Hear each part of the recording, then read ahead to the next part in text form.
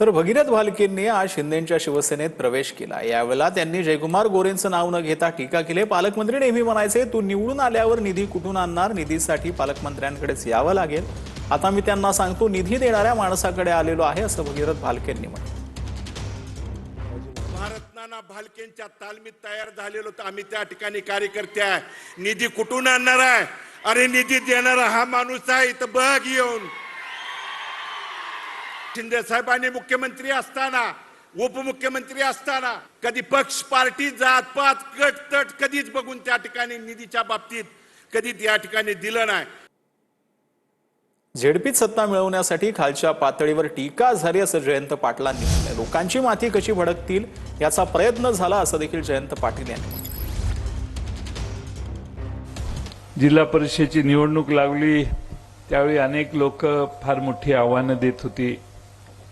राजकारणाची पातळी एवढी खाली गेली की अतिशय खालच्या स्तरावरची भाषा सत्ता मिळवण्यासाठी लोक करायला लागली। लोकांना भान राहिलं नाही की राजकारण हे समाजासाठी करायचं असतं।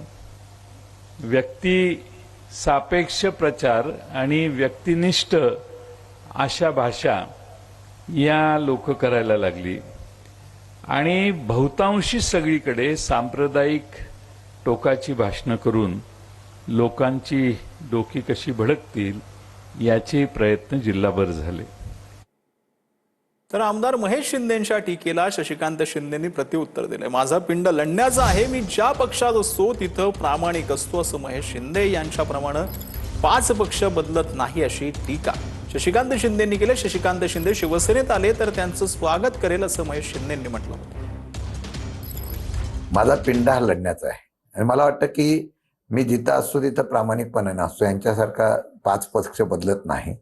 आणि दुसरं तर मला खरं म्हणतात ते शिवसेनेमध्ये स्वागत करतायत, तेच पुढे शिवसेनेत असतील का नाही ह्यांचा त्यांनीच शोध घ्यावा, कारण शिवसेनेमध्ये त्यांना आता विश्वासार्हता राहिली का ही त्यांनी शोध घ्यावी।